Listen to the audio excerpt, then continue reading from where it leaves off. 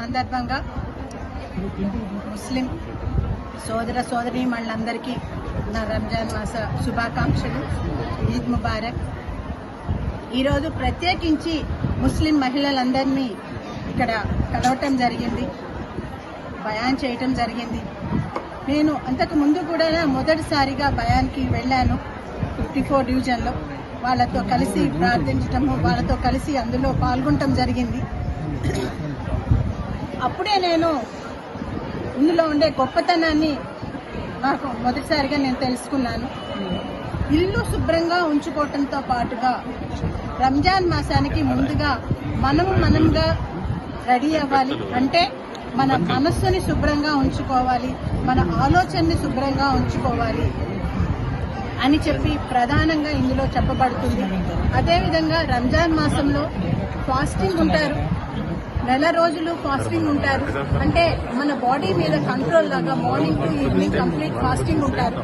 దీనితో పాటుగా వాళ్ళ ఉద్దేశం ఏంటంటే కళ్ళ మీద కంట్రోల్ ఉండాలి. అంటే ఎటువంటి చెడుని చూడటం జరగకూడదు.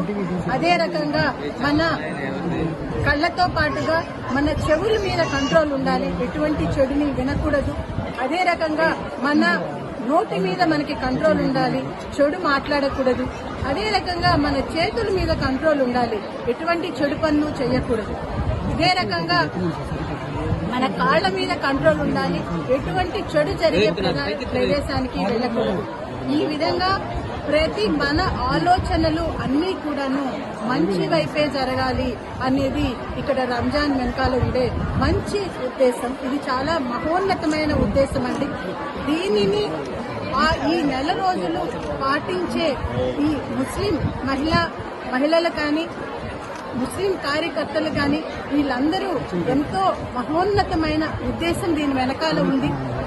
అదేవిధంగా వారు ప్రతి ఒక్కరూ సంపాదించే దానిలో ఒక 2.5% వాళ్ళ ఇన్కమ్ ని తప్పకుండా డొనేట్ చేయాలి అనేది. అది కూడాను కేవలం వాళ్ళ బంధువుల్లో అట్లా కాకుండా బయట వారికి అవకాశం కావాల్సిన వాళ్ళకి, అవసరం ఉన్న వాళ్ళకి ఇవ్వాలి అనే సదుద్దేశము దీని వెనకాల ఉన్నది. ఇటువంటి మహోన్నతమైన ఉద్దేశాలు, తర్వాత ఆచరణలు, ఆలోచనలు ఉన్న ఈ రంజాన్ మాసము ఎంతో పవిత్రమైనది.